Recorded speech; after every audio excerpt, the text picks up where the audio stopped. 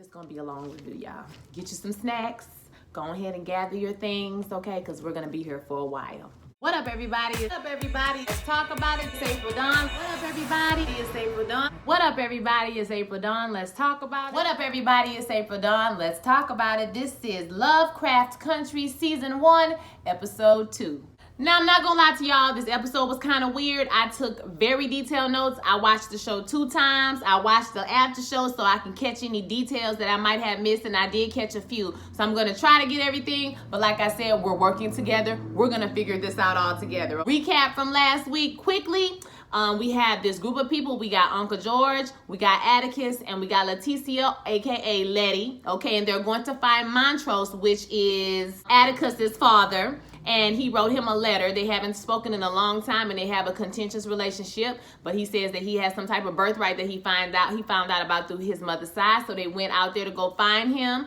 They run into sundown town. They also run into some monsters out in the woods. Okay, the sheriff corners them, and the monsters come out and save the day. We hear a whistle, and they're all gone. The next day, they arrive at the place they were looking for, which is like this beautiful mansion in the middle of the woods. And so here we are. Episode 2. So the man who opened the door, his name is William. And we see everybody in their room dancing to the Jeffersons themes. Well, we're moving on up to the east side.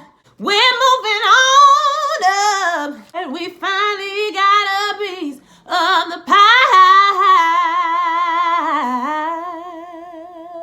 Yeah. Or Letty is dancing around in all these fabulous clothes, honey. The wardrobe was everything on this episode. It was like a red dress, and it was like something black, like it was beautiful. She's living her best life. And then we have Uncle George is in a room that's kind of like a library or a study per se, and he sees all of these books that he loves. It's all of his favorite books. They're all there for him. Then we see Atticus. When I saw Atticus, I was like, this ain't gonna be good. Okay, this is not gonna be good, because his face was sitting there like, what the hell just happened to us last night? And he has a quick flash of what happened, the monsters eating that police officer, and he kind of is like, oh my God, what the hell is going on? He gets up and he goes over to the window, and he stares out the window, and it does that screen, you know, that pan out where we can see the whole giant house, and it kind of looks like a prison. No tea, no shade. We hear a bell ringing, and everybody steps out of their room. They start to talk about the things that are in their room. Letty steps out. She has on this bomb outfit. It's like a riding outfit. And she's like, yeah, I found all these clothes in the wardrobe. And Atticus is like, they was your size? And she was like, yeah, they fit like a glove. And then Uncle George says that he's in the study, and it has all the books that he ever wanted to read. And he was like, oh, okay, all the books you like, your favorite books that was up in the room. And he was like, yeah. He said, I could stay in there and read all day. And he says, yeah, that was probably the whole point of it. William tells them that he hopes he didn't alarm them with the bell that he rang, but it's time for lunch. And he says that he will escort them down. As he's escorting them down, we see some paintings on the wall. A lot of Adam and Eve references. The serpent makes an appearance. A baby made an appearance. Atticus stops him in the hallway, and he says, when will my father return from Boston? And William says, listen, all I know is a couple of days ago, he left with Braithwaite. They gave him no instructions about when they would be back. But he was told that they were expecting them to arrive and to treat them like family until they returned. Uncle George is like, okay, can you tell me the name of the hotels around here? I'm gonna try to call and, you know, get us a hotel. And he said there's no telephone lines. You know, back in the day, the owner of this establishment wanted them to have no interruptions, or he bought this place so that they could have and meet with the lodge privately. And so there's no telephone lines throughout the whole building. I'm like, child, go ahead with all of that. And so when they walking down the stairs, they see a giant painting on the wall, and they ask if that's the person who built this facility. And he was like, no, that's a distant cousin of his. His name is Titus Braithwaite. He's the original owner of this place. He bought it so that the lodge members could have dinner alone. And they's like, well, what was his job? Like, what was his business or whatever? How was he able to do all this? And they said, well, his fortune was found in trading. And Letty was like, trading is code for slaves. And he was like, I mean, Mr. Braithwaite was known for being very kind to his slaves. Kind, okay, that's what we calling it, kind these days. All right. He says there was a terrible fire in this place in which him and all of his people in the house perished in 1533. Well, almost everyone. Not everyone is dead. Mr. Baithwaite has called a meeting with all the lodge members to celebrate that night. Until then, you know, they have the run of the land. They can do whatever they want. By this time, they made it out to the breakfast table. And Atticus mentions that he would like to walk around the village before tonight. And he's like, is that okay? And William is like, I mean, as long as you're back before midnight, it's okay. Call it. If you need anything, just call the butler. He's going to come and give you whatever you need. And Letty was like, I thought you was the butler. He was like, no, I'm just a close personal friend of Miss Christina Baithwaite. We was like, oh, okay, so you her little booty friend. You her friends with benefits. Oh, okay. All right. Atticus is immediately like, what the hell is going on? Because when is the last time you ever been to a white man's house unannounced and he didn't try to kick you out in 2.5 seconds? And he's looking all over the place. He says, my dad is around here somewhere. Uncle George is like, he ain't in no damn Boston. I know that for sure. So Letty rings the bell because she needs some seasoning because these white folks don't put no seasoning on their food, okay? Atticus is like, girl, what is wrong with you? Like, you don't remember after everything that happened last night? How can you eat? How could you even go through all this? And she's like, well, that's because And she realizes that she can't remember what happened the night before. And neither can Uncle George. He can't remember either. They don't remember anything about the cabin, the whistle, the nothing that happened, child, that night. All they recall is the sheriff and what happened with the sheriff. Atticus is going all back and forth like, what's going on? What you mean you don't remember this happened, that happened? Uncle George is like, they watching us. I need for you to sit down. Okay, you ever had your mama talk to y'all between your teeth? But that's just my mama, okay? When your mama be like, Central is not remember the bedroom. Uncle George was given a Deborah T. That's my mom, guys. So when they sit down, they decide that they need to get the hell up out of there, okay? So should they split up or should they stay together? Atticus is like, let's split up. I'll go here, you go there. And Letty is like, nah, fam, we not splitting up. Uncle George agrees with her and basically says that these people been treating us real good. We're going to be together and we're going to keep it real discreet. Okay, we don't want to give them no other reason to treat us this way. So they walking through the grounds, you know, looking all over the place, and they stumble upon the garage and they find their car, the car in which they crashed the night before, okay? So like I said, Atticus remembers, so he's like, nah, this car was crashed or whatever. I know it was crashed. And so he goes, well, they go and investigate, and she's like, well, my camera's right here in the front seat, and you know, it don't have no blood in it. And he's like, the window busted out in the back. They look up and William, child, standing right there looking like the children of the damn corn. He had the keys and he's giving the keys to Uncle George. Atticus comes at him like, I thought this car was wrecked or whatever. He was like, no, we found it on the other side of the bridge, you know, last night. He said, no, I wrecked this car. And he was like, well, it had a lot of blood in it, you know, I got the butler to wash it out. I mean, it was probably from your trouble last night. Atticus is looking at him like, let's go. So they walking around the village, and I noticed, okay, it wasn't no people like this, and not even light brown, okay, not caramel, not toffee, okay, not nougat colored, not nothing, okay, just white, honey, just white and creamy. Listen, I don't know, seeing them people walking, I was like, I don't know. It's like a little Amish village or whatever, because that's what they dress, kind of like Amish or whatever. So Atticus, he walks away, and Uncle George and Leticia are talking. Basically, Leticia is like, listen, are you sure he okay? We can't remember what went on, but you know, a lot of these soldiers be coming back with shell shock. Maybe he have it, and he interrupts her, and it's like, it is not shell shock. Y'all just don't remember what happened last night. I know what's going on. I got all my sense. Okay? But what don't make sense is a room full of all the clothes that you would love to have that's in your size, and a room full of books that you would love to read, just conveniently being there. That's what's strange. Make it make sense, beloved. Then all of a sudden we hear that whistle that we heard on the first episode. Atticus is running all over the place, right? Like, who did this whistle? What? And they running after him like, nigga, you can't be running around in the white people yard in the 1950s. Are you kidding me? He sees a lady with some dogs, and it's like a big stone tower. It's a silo, he calls it. A big stone tower basically in the back of her. So he run up on her and he like, hey, were you outside last night? He ran up to her and they catch up with him. And Uncle George is like, can you get them dogs to calm down? And she was like, my dog's not the ones that need to be on the leash.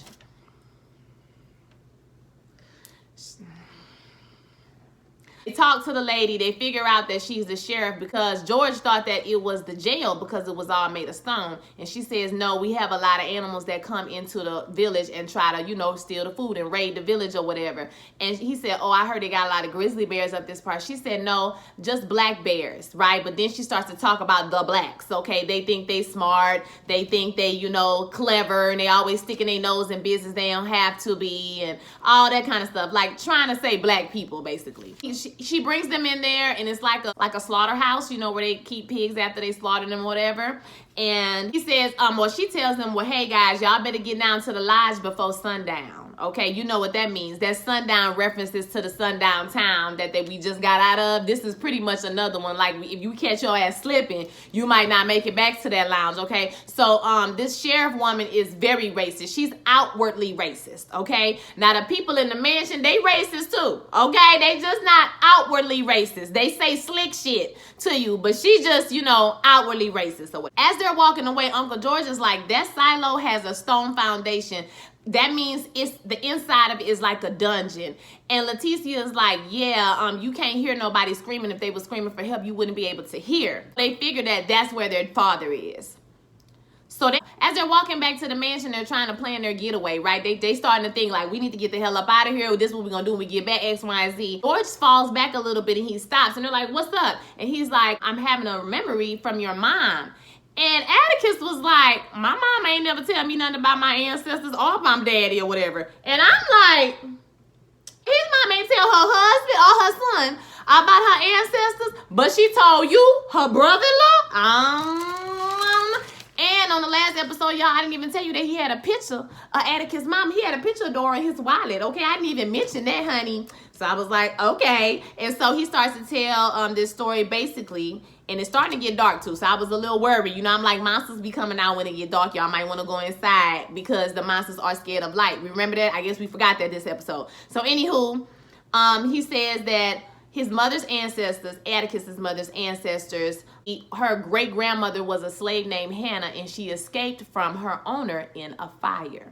So when William said, when William was telling them the story, he said everybody died in the fire. I mean, almost everybody. That he's referring to his mother. Okay, so why do they want Atticus to be there? Because his mother was pregnant. Because remember, White was very kind to his slaves. Okay, so she was pregnant and she got away from him. And now Atticus is the last blood member of that family, okay? Or the youngest blood member of the family. That's why they have him there. Then the monsters attack, bitch. They come out the ground. They coming out. I said, child, this too much. They attacking them, and the whistle blows, and here come Blondie rolling up on a horse. And so she says, she had the lady with the dogs behind her. She said, take them to the room. Make sure they stay in their room. She's talking about George and Letty, and take Atticus to my father's lab. So we get back to the building, and Atticus is going into the lab, and it's like, you know, lighted up with candles and all this, you know. It kind of gave me the Order. That's what it is. It gave me the Order vibe. It gave me Underground vibes, because each episode is like episodic, if that makes sense. It's not an anthology series, meaning it's a whole story from beginning to the end, but it is like a whole situation. We have this problem this week. Next week, we'll conquer this problem, and then we'll move on to something else, and then I think the pieces will all come together, you know. But for right now, it's kind of like episodic, and so that reminds me of Underground very much, plus the music like we talked about last week. It also gives me a Get Out type of vibe, like don't drink tea with these, don't sit down like they made everything so nice for you. It reminds me of that Get Out scene when he's sitting with them and talking with them, and you know, like it gave me that whole vibe, like all these three things amalgamated into one. Is that a word? I just made that up. I might have just made that up. So he's walking into the room and he sees this man laying on the table. He's screaming and hollering. There's a man on the top of him with a hood, and as we get closer, we can see that this man is taking out a part of his liver, okay? And I was like, my Lord Jesus, okay? So he's taking out a part of his liver, and he walks away, and when he walks out of the room, I want to tell y'all to take notice, because he has some type of symbol, emblem or something on the back of his hoodie. Like, they have a lot of symbols and stuff on it, but on the back of it, it was a big red one. And I've watched enough shows to know, and when you see somebody with a hood on their head and they got a big ass red symbol on their back, it more than likely they working with the devil, okay? They doing something they ain't got no business doing. Now, meanwhile, George is in the room trying to recollect what happened, because now he knows that he forgot, and when they were in the woods, they immediately forgot what happened, y'all. I forgot to add that in. They immediately forgot what happened when they was in the woods as well. So he's trying to recall, like, we was in the woods and this happened and that happened. He goes to this book. He goes to the book, and on the Pay Her Away review, she tells you what book it is and what that book is about. And so he bends the book and opens the door. It's a secret, a master library, it looks like, and just so happened to be sitting on the table right there for him to read with a magnifying glass was a book called The Order of the Ancient Dawn. So he opens the book and he starts to read it. My man's is stitched up and he gets up, and guess who it is? None other than our president, Fitzgerald, okay? It's like, come on, Fitz. And he speaks about this painting that's on the wall. It's Genesis 2:19. And Christina's sitting on the side. And like I said, it seems like Christina really wants to be a part of the society that they don't want to let her in. So much so that she was spouting off what it means like nothing. Like, girl, I've been trying to get in the order. They won't let me in because she's a woman. So she spit that scripture off like it was nothing. It was the scripture about beast and fowl, about when God created the heavens and the earth in Genesis, okay? The fowls and every living creature. His name is Samuel. He goes on about the act of naming. It's ancient and all of that. So he's like, what was Adam doing? He asks Christina, but Atticus is the one that answers. And he sort of looks annoyed that Christina didn't answer. And he sort of looks annoyed that Atticus is smart enough to answer the question. He says, so Adam put everything where it was supposed to be. Like, he put everything in its place. Samuel reads the quote that's on the ceiling, and it says something about that same thing. Everything was in its place for a few moments. And then Christina comes up and it's just like, well, then that bitch Eve came and ate the apple, and then we have agony and death and all of this stuff. It was a beautiful hierarchy, became a mess of tribes and violence and stuff like that. She says, but it didn't exactly happen like that, but biblical, basically saying Bible stories are simplistic. Bible parables are very simplistic. It didn't exactly happen the way he's saying it happened. And you can see this is where her and her father disagree, because he kind of got a, like, girl, whatever. Dad says, well, it's still a useful parable, basically. Like, his daughter tried to challenge him, and he said, well, it's still a useful parable. No, he said, so who are you in this parable? Are you God? And he was like, no, I'm Adam. So we can see that dude has a God complex, right? We already see he got a God complex, and this ain't gonna go good. He got that Aryan Nation wig on, bitch. I'm like, it ain't gonna be good. He around here looking like Children of the Corn daddy. It's not gonna go well. He tells Atticus that basically my daughter thinks that you would be good to get done whatever I'm trying to do. And he was like, but you can see that me and her don't agree on many things. And so he goes to walk away, and Atticus is like, listen, if you could just tell me where to get my father, I will leave all of y'all alone, okay? I will be out of your way. And he's like, I don't want to see him. I don't want to see him to the ceremony. I also forgot to say that when Atticus walked in the room, he was like, oh, I didn't think he was gonna be that dark. Bitch, I'd have beat his ass. I couldn't believe he said that, but he actually said, I didn't think he was going to be that dark. Wow. Wow. Christina's walking him back to his room, and she's like, I bet you have a lot of questions. And he's like, I mean, most of the questions I've had have been asked and answered, not by you, but that other guy. And who is he? Is he your boyfriend? And she was like, well, he's a boy and a friend. Yes, he's a boy and a friend. I was like, you don't even claim him. No, God. He tells him, listen, I know my father seems feeble in there, but the lodge members that's coming tonight and him, these are not enemies that you want to make, okay? So do you want to make some friends? All white people are not out here trying to, mess over you. And he's like, I mean, not all white people, but definitely not y'all are, okay? Like, y'all are. He said, I'm good. I don't need no friends. I'm cool on it. He says, well, your uncle and your friend think that you lost your marbles when you went off to the war. And he was like, no, I didn't lose my marbles. You did something to them to make them forget. He was like, it's a spell. You put a spell on them, okay? I guess the KKK don't call themselves grand wizards for nothing. And she was like, the KKK? My father and his associates would never associate with those people. They are too poor. Notice that she said her father and his associates. She didn't say her. Okay? You just keep that right there. Especially when you on the outs with your own family. I'm just saying, you might have some other devices that you're working with. He asked her, well, if you want to be friends, it's going to take actions and not just a whole bunch of promises. You need to take that spell off of them that you put on them. And she was like, okay, done. And as soon as she says done, we can hear Letty and we can hear Joy screaming and hollering and banging on doors. And Atticus, of course, he wants to go to them. But when he goes to walk out a door, it's like a force field or invisible door that she has put up. Like, I take the spell off, but y'all ain't going to be able to leave. You can't leave. So I feel like Christina is one of them characters that's playing chess, not checkers. And I feel like even though we think that she's helping us, she's actually just helping herself.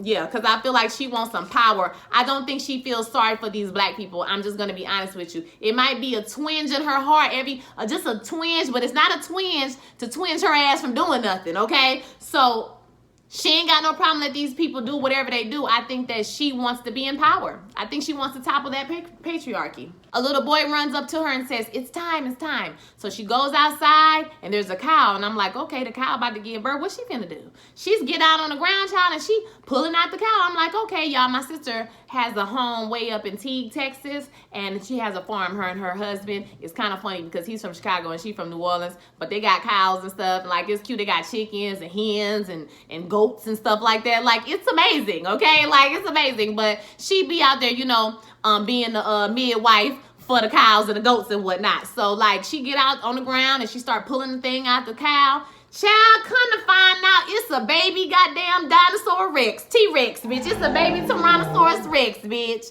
I said, I know you fucking lying. You wanna see that? Oh my God, I said, And she was hugging on it. And here's the part you need to pay attention to. The man said, have you ever done this before, Miss Christina? And she says, no, I have not. So why you hugging on Dino the dinosaur like this so hard? Why you hugging on Dino so hard? Why you so happy? Something about that made me think that homegirl got a whole nother plan in the works, okay? She about to do a plot twist on your ass. Feel like she like this thing or she's gung-ho about this one because all of them is her babies. We can see that she kind of controls them, but this one might be special. I don't know. So y'all just put that right there, right there. She never did it before, but she did it like a pro and she was excited about it. She was cradling the thing, girl. Ooh, child. She was cradling, just messing up her good chiffon, honey. I don't know. Now, Leticia is in her room and she's thinking about, you know, how she's gonna escape, and she gets nervous because somebody comes to the door and she doesn't know who it is, and so she pulls out a knife or a pair of scissors or something, and then when the door opens we see that, oh, it's Atticus, and she kind of chills and relaxes. He tells her they're trapped and he's like, I know.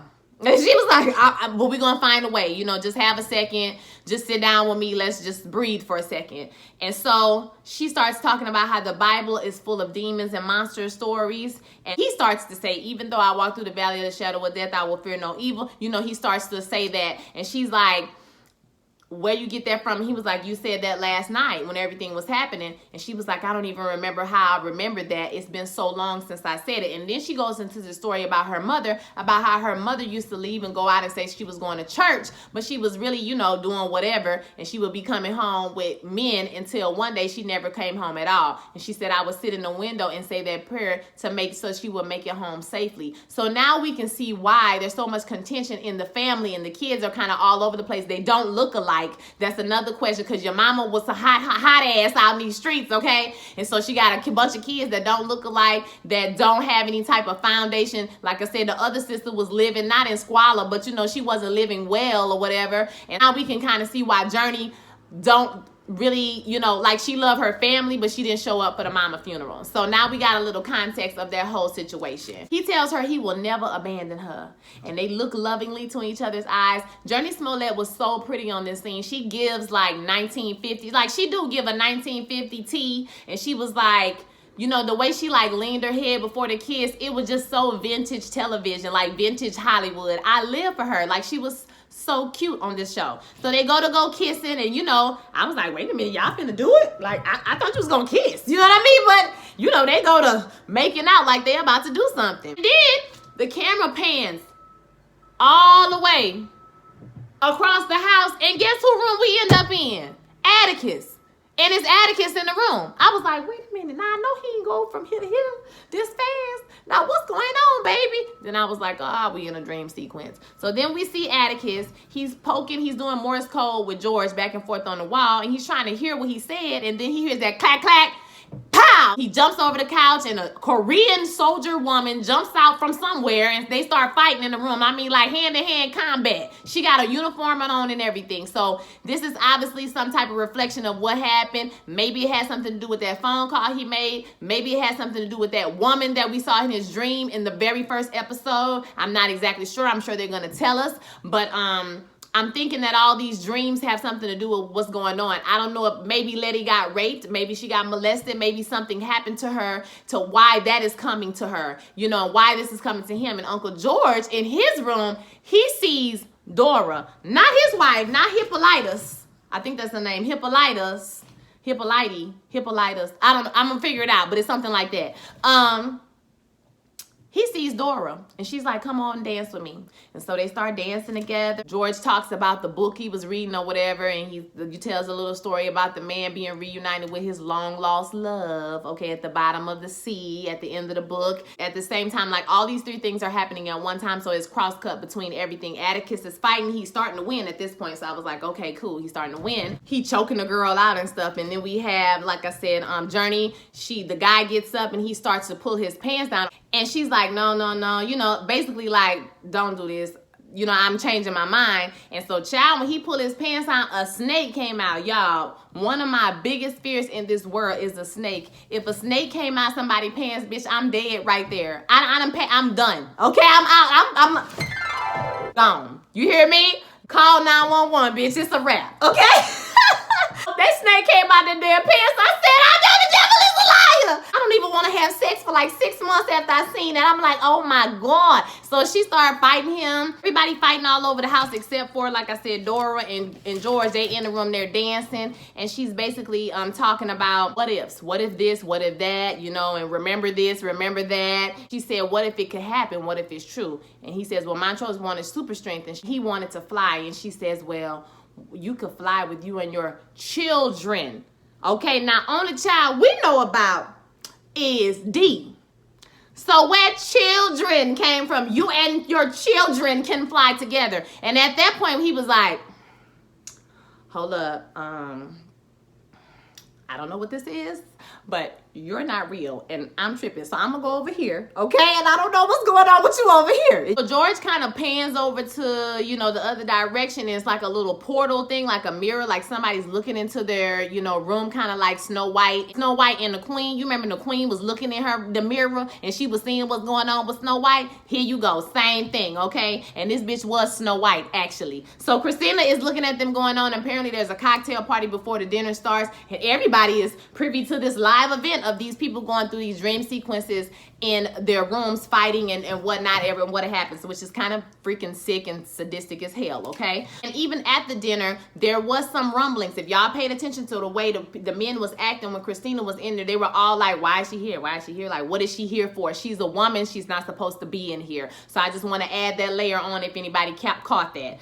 Bell rings. Now it's dinner time. They come out the hallway and William tells them that dinner's going to start in 15 minutes and the attire is black tie and it's also only for men. So, ma'am, you can go eat out on the veranda. You can have dinner out there, but we're going to have dinner together. Atticus is already messed up from what has happened in the room. So he starts to talk about maybe he wasn't a good guy or things that could have happened in Korea or whatever. And so I love this part because this is the part where Uncle George gasses them. He pumps them. He like gets them together. Wait a minute. Don't you let these white people think, listen, white people, I like y'all. I don't want you to get offended. Don't get in your feelings, okay? But that's what type of show this is, okay? So I like white people. I have a lot of white friends. I think they're nice people for the most part, okay?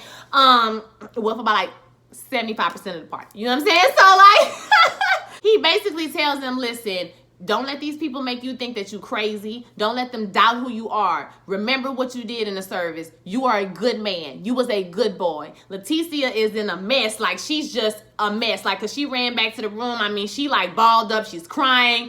I feel bad for her, you know. Kind of like she was having some PTSD, you know what I mean, from something that's happened to her. And he basically tells her that I know Leticia fucking Lewis is not scared of nobody or whatever. So he like gasses them and give them a talk. They're gonna try to throw you off balance. They're gonna try to make you feel like you're not smart enough, you're not good enough. And I feel like that was for us. That was for me and that was for you, because I was like, yeah, they do be doing that. They do. They do. They do, fam.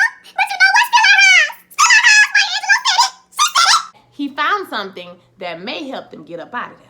So the men arrived to dinner And everybody's in there, you know, looking at them stupid. So to the point where William goes over to the head table and tells them, hey, you know, I know people looking at you crazy, but that's because just because they don't want you here don't mean you don't belong here. And we're going to notice that they're sitting at the head table, right? Because he's an heir. They're not sitting at the table with the regular people, okay? You regular niggas sit over here, but I'm sitting over here with the elites, okay? Fitz gives this speech about making a sacrifice and giving of yourself, and then he proceeds to serve everyone in the room a piece of that liver they took out earlier that episode, child. And why he get to talking, Atticus, look, Uncle George was like, he went to go look at it, and Atticus was like, don't eat that.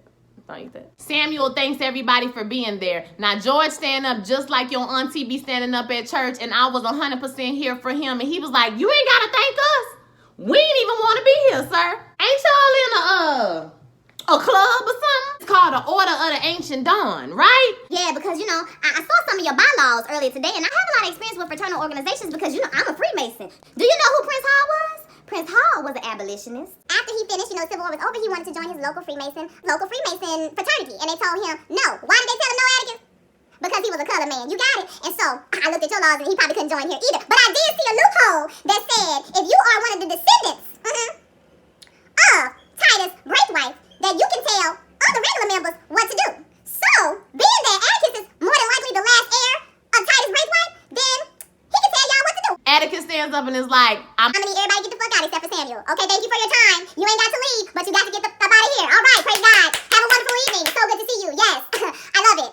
And so he goes up to Samuel and was like, I order you to release my father. I was like, nigga, that shit ain't gonna work. You thought that was gonna work? It wasn't gonna work, but that was a good try though. Sam is perturbed at this point. He's a little upset. Okay, y'all done ran his pressure up just a little bit. So he get up and tell him, listen, he not that big of a zealot as you think he is, okay? As he only extends as so far as other people believe it too, so he just transcribed to it because other people believe it. The only reason you here basically is because my daughter thinks that you're a good reservoir for that power, because Titus used spells, the naming book, to make himself more powerful, and since you are a reservoir of that power, you are useful. But don't think that useful, don't think you indispensable is what he said. So he walks out of the room like, you tried it today, okay, but I'm not about to do all this with you, okay? So after that, they run out. They run it over to the silo, to the little dungeon place, to try to find his daddy. So they get up in there, they're looking around, poking around, and all of a sudden, here come racist sheriff out the woodwork with a gun. Clack, clack. She like, yeah, y'all dumb animals. This is the thing about racists. They always got to pontificate like villains. They have to pontificate when you probably should have just shot them. You know what I'm saying? But you know, you dumb animals, you always come back, you still trying to get away even when you already caught. I don't know what she said, some run-of-the-mill garden variety racist. And Letty come out from up down the stairs and she knock over the head. She said, I got the car, let's roll. Okay, where's Montrose? Where he at? And they looking around for him. And so Uncle George is like, the Count of Monte Cristo. You remember that's Montrose's favorite book. We learned that in the last episode. But if you ever seen the Count of Monte Cristo or read the book, the Count, he digs himself out of a prison and then he gets revenge on everybody. If y'all haven't seen that movie, it is so good. It came out in like 2001, 2, 3. It's kind of old now. It's like old ass movie now. But it was so good. Like, it was so well made. If you know the story of the Monte Cristo, the Count of Monte Cristo, that you will really enjoy the movie. Like, it's a very good adventurous type movie, like get everybody back for dogging you out, you know what I'm saying, type movie. Like, I love that movie. So it clicks to him, so he goes and starts to pull stones out of the wall and looks up in there and see that somebody been digging. And then we see on the other side, Montrose, he has dug himself out of the prison, the little dungeon or whatever, and dug himself back to the surface. Now, how do you do this without running out of oxygen at some point? I don't know, okay? But he made it out. He gets out. He looks around. Lord, I hope he don't get shot. But he looks around, and George is like, hey, what's up? How you doing? And he was like, what are y'all doing here? We came to save you, nigga.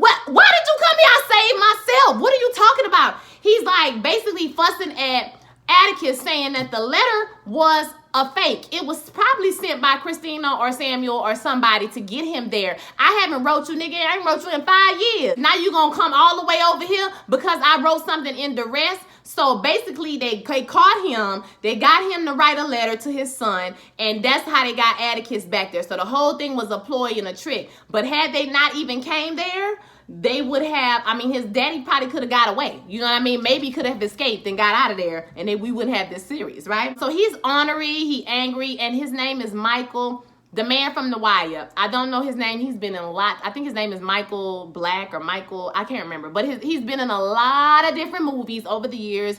I think he's really well known for The Wire. But great actor. You know that he physically abused him. We definitely seen him verbally abusing him, okay? But he also physically abused him, so let's not forget that. I'm talking about Atticus when he was a child.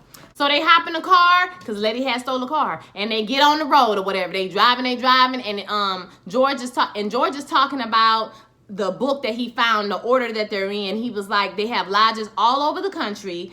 This one is called the Sons of Adam, but they have them all over the place, founded by Titus after he found the Book of Names. So the Book of Names is the one with all the spells in it. Montrose is like, oh, like some book he named in the Bible, I think. He was like, no, that's the book of death. This one is the book of life, like transformation, like Genesis. At the same time, Letty is trying to get the handcuffs off of him. So it's a lot going on at one time. And Atticus is driving. And then they crash into another invisible type wall. And so they crash into this invisible wall. And Sam pulls up with Christina in the car. He got a gun in his hand, and so they getting out the car, they stumbling. As soon as Letty get out the car and turn around, he shoot her dead in the gut. And I was like, oh my God, this is only episode 2. She can't be dying on episode 2 now. So Atticus goes to her and he's screaming for Christina to help. And that's the one time we saw a bit of emotion in Christina's face, like, oh my God, he shot her, like, damn, you know what I'm saying? And so Sam tells him, listen, because you are heir, or because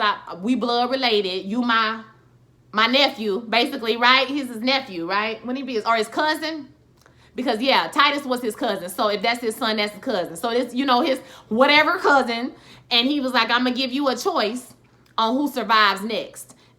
And so all Atticus did was look to the right and look to the left. And I guess the last place he looked, boop, he shot Uncle George. My feelings was hurt at this point. I knew that something bad was going to be happening, okay? Then we see him getting washed up. This is Atticus. He's getting washed up. He's getting put into a robe. And Christina is in the room with him. He's butt naked. And his name is Jonathan. Y'all told me his name last week, honey. Jonathan is his name, the young man. And Jonathan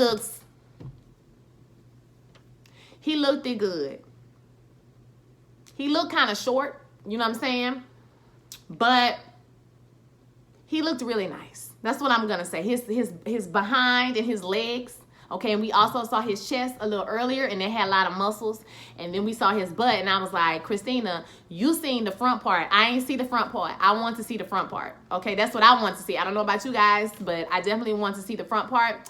But we didn't see that. Christina, she was blessed. She got to see it. And so they put the robe on him, and he's like, what is your father trying to do? My father is trying to open the door to Eden, okay? So he wants to be immortal, y'all. She says, the man who wielded the spells the best, you know, I figured his son could help him get there. And he's like, so you're going to help your dad who clearly don't give a shit about you? I mean, like, you're going to help him? She does let him see that Letty is still alive. So she opens up the little portal, you know, that he'll be like mirror, mirror on the wall. And, you know, it open up and you can see that Letty has woke up, but Uncle George won't be healed until after the ceremony is over. He has to participate willingly, okay? And so he like, well, let's get this over with. So she goes to put the ring on his finger, and we did see the ring earlier in the episode because Samuel has one on, and Atticus notices it. And he tells her, or she tells him that she couldn't get this ring no matter how hard she tried, and he could get it for doing nothing, only just being born a man. And he was like, not even and a black man at that.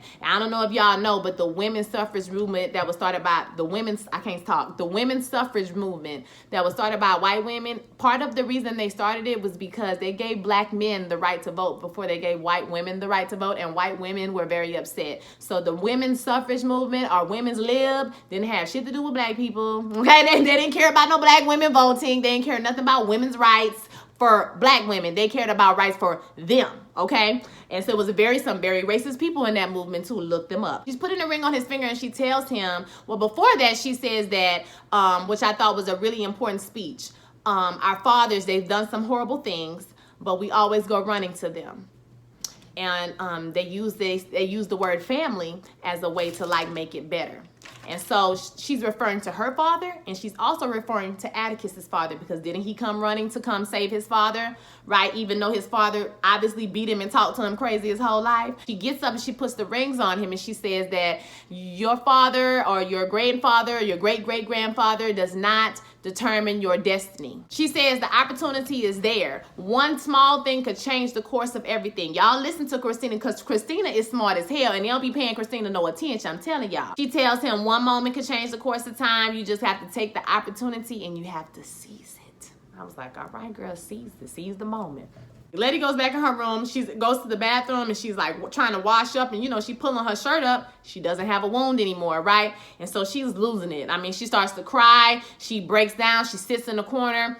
Y'all, when she pulled her shirt up, I was like, Journey Smollett need to eat a biscuit or something. She needed some red beans and rice. Like, I just want, because I could see her ribs. I was like, girl, we could see your rib cage was sticking out further than your stomach. I was like, girl, I'm gonna need for you to eat some beans and rice. I know you was probably trying to keep it cute for the show. You know what I'm saying? But can you gain 5 pounds? I just want you to have, I don't want to see ribs. That hurt my spirit. I don't want to see that. She's crying. She's in the corner. She balled up. She's upset, right? And so in the other room, we got Montrose and Uncle, I want to say Uncle Clifford, bitch. Uncle George. Uncle George tells Montrose that he should try to break the window. He should try to get the girl out. And Montrose is like, nah, you know, she don't look like she like to be told what to do. And so he's like, yeah, she's not really like that. And he was like, yeah, remind me of D a whole lot. And he asks, George asked Montrose, why didn't you draw anymore? You used to draw all the time. I remember when you used to go to the station and, you know, watch the Negro League players get off and go to training camp and used to draw for them. And he was like, well, Daddy, right hook. You know, he caught me at the station one time and he beat my ass or whatever. So George goes to say how Montrose had so much love in his heart when he was a child. And he starts to apologize, like, if I ever made you feel like, and Montrose just turns around and walks away. It seems like he's been really, really hurt to the point where he can't even let that love out. And that's basically what George is telling him. Like, I want you to feel love. I know that you have it inside of you. Okay, and I didn't say nothing for a long time, and that's my problem. I probably should have expressed the love I have for you before we got to this point. But I'm telling you this because you got to take the love that everybody has. You know, the love, I feel that love from my family, and I want you to feel that love as well, okay? Because I know it's on the inside of you. And then he says something about, you know, feeling the love from Atticus. And he says, well, don't tell me how to raise my son. I told you I don't need no advice. And he said, well, he might not be yours. I said, bitch, get out, get out. Ain't got time for African-American family secrets as well as monsters, bitch. Okay, anybody? What? So Montrose run over there and was like, nigga, I don't care if you got a bullet in your belly. We decided that. We squashed that years ago. So he know that Atticus might not be his, probably ain't his, okay? Because when you look at Atticus and you look at George, they look more like son and, you know, daddy act like they, you know, than the other one. So he already knew what was up. So he says, I know I said we would never speak about it, but I have to now because you might be all that he has left. So he's implying that he probably gonna die tonight.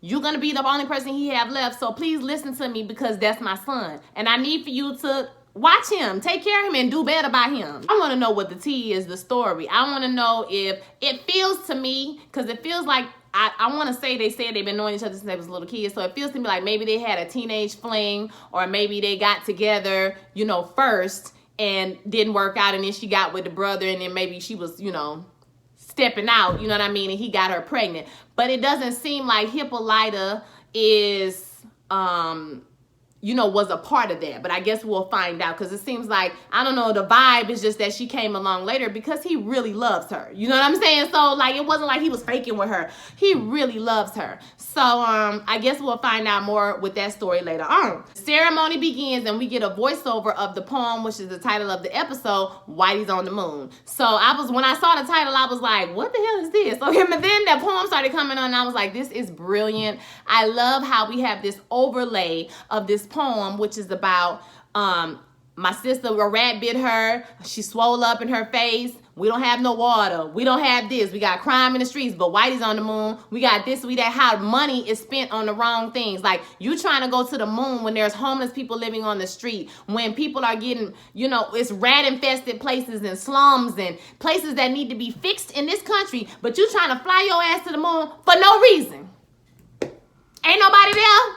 Ain't nothing there. You just want to go see what it look like. When you can be spending that money on people who need it, or to get put businesses and opportunities, you know what I mean, for the people who need it. And how you take and take and take, because the poem also talks about, I made all this money this year, but I ain't got none of it. I gave all my money, and Whitey's on the moon, okay? He on the moon. He taking all my taxes. He taking all my money. How they use us for our gifts, and then they take it from us. Hallelujah. Somebody. Oh, it was a word. So the ceremony was going on, and it's like power forces going through him, and you know, he's in pain, obviously, and he sees the ring, and it kind of like, you know, starts to be like a shadow, a cloud or something like that. At first I thought it was growing flowers, because you start seeing flowers growing over kind of like the Garden of Eden, right? You kind of see flowers start to sprout everywhere, but the cloud kind of takes over this arm, and then all of a sudden he see Harriet Tubman in that bitch. Like, no, I'm playing. No, y'all. He see Hannah, okay, and Hannah be like, Fam, I got you, fam. Okay, the ring, nigga. The ring, the power of the pinky ring, my nigga. she looking at him like, don't even worry about it, fam. I got you, okay? Them bitches try to burn me up the last time, finna burn their ass up this time, okay? And so, I don't know what here the spirit of Harriet Tubman and the ancestors was like, bitch, not today, not today, you won't do it today. I don't know what happened, child, but all I know was he turned into stone. We don't know where Christina at. I feel like Christina is free. She got out. Her and William, she got her boo and they left, okay? But he turned to stone. Samuel turned to stone, the whole thing, okay? And then the whole roof started falling apart. And then we see Harriet Tubman, she running down the hallway. So he started chasing Harriet because she's trying to lead him to the freedom land, okay? To the other side, to the promised land. You understand what I'm saying? So he following her to the promised land, and he make it out right before everything just crumbled. Because everything you do gonna crumble till you do right by me, okay? I'm just saying, I'm gonna throw that in. And make it out, and obviously he's in shock, you know, wondering if anybody made it out alive, because the whole building crumbled to like dust. And Letty calls his name, but when she gets to him and they hug for a moment, when she pulls back for a moment, you can see that she doesn't know, like, he didn't make it. Because when they got him up, Uncle George, Montrose said if we move him, he could possibly bleed out. So that's what happened. So I'm not gonna lie, I watched the episode twice, and both times I cried. The first time I screamed. I was like, no!